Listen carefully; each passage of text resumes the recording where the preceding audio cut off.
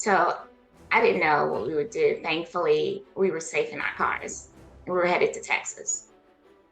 However, I was overwhelmed as I thought about what we were leaving behind and possibly what we would face when we returned.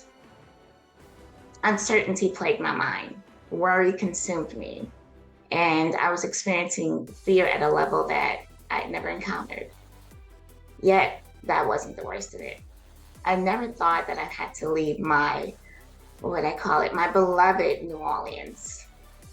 Seeing that devastation on TV brought an emotional wailing that I just couldn't contain. Seeing our homes in shambles devastated me. Losing precious memories, such as school pictures, gutted me. I would not have them to show to my future grandchildren. What would my life look like after this? How could we go on? What would my family do? What did my children need? There were so many questions that arose, yet the answers were inadequate to fill those spaces. Have you ever felt emotionally overwhelmed? Have you found yourself in a situation where you did not know all the answers? Were you worried about your family? Have you ever experienced one disaster after another, not able to breathe in between before the next hit? You're not alone. And eventually, I realized that I was not alone. Others needed to hear my story. No access to money, receiving food through charitable donations, desiring clean clothes, standing in lines asking, almost begging to be seen, to be heard, to matter. Knowing that I had my children safely with me, while others I knew lost theirs and would not see them again. Knowing I had to ask someone if I could sleep in their home, but I was strongly desiring to be in my own home. And though I desired to be in my home, my return to New Orleans said it would not be so. The stench of death and the rotten seafood commandeered my senses. The sight of maggots just spilling out of my mother's refrigerator sickened us to where we could not hold in. I slept in a mold-infested home because we did not have anywhere else to go. And then when the night came and the darkness that surrounded us was so black that I couldn't see others or myself in the room, I could only sense and remember that my family was there. No, this was no longer home. I had to start over, but I was not alone. If you have had to start over, then you understand. Because I realize that we are not alone in our experiences.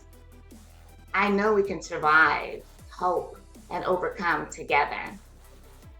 Though I have experienced devastation because of Hurricane Katrina and Hurricane Rita, Hurricane Harvey, Winter Storm Uri, and personal storms due to challenging medical diagnosis, that beacon of hope, it guides me.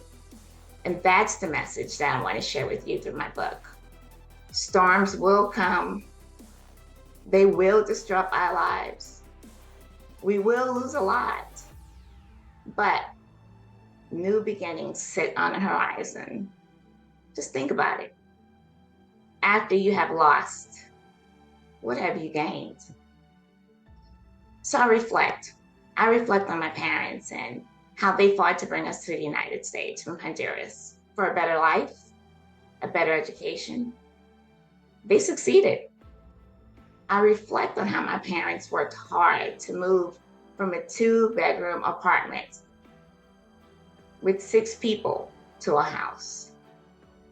My father did what he needed to do to make it happen.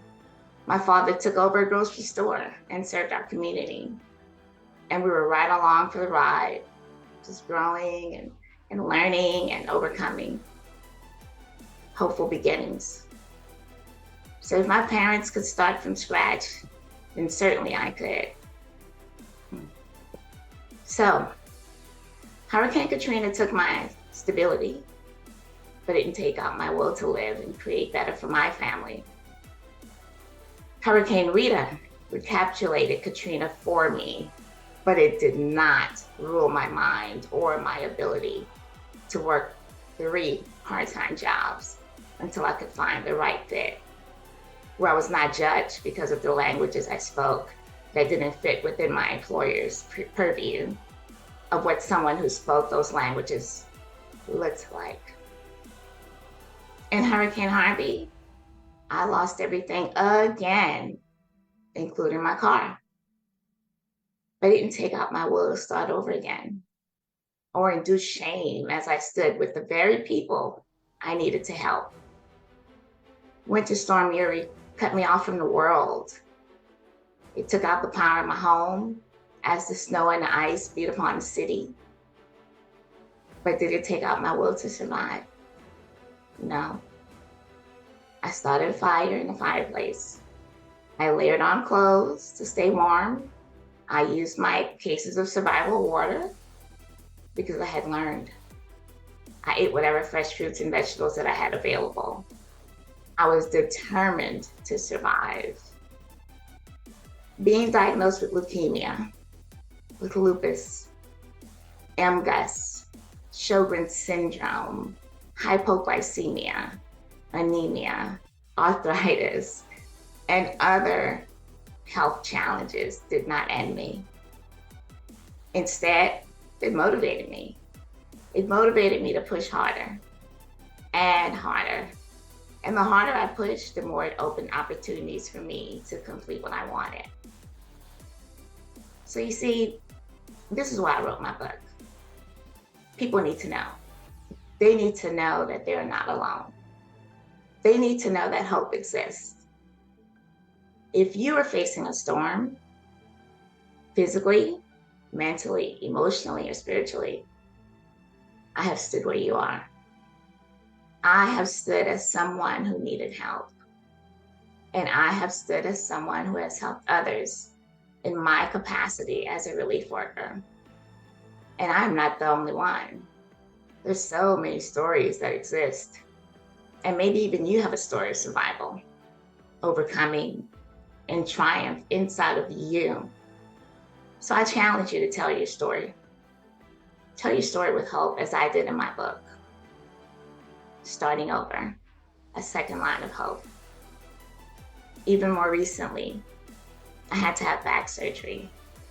Couldn't walk for a bit. Yet another challenge.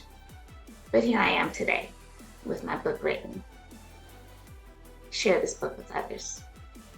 Share it with those who are searching for that rainbow, just looking for that beauty with the next morning's sunrise, or anxiously waiting for that call of good news. I found in my story that I wasn't alone. Neither are you. Neither are they. I am María Elena Zuniga. Your hope starts today.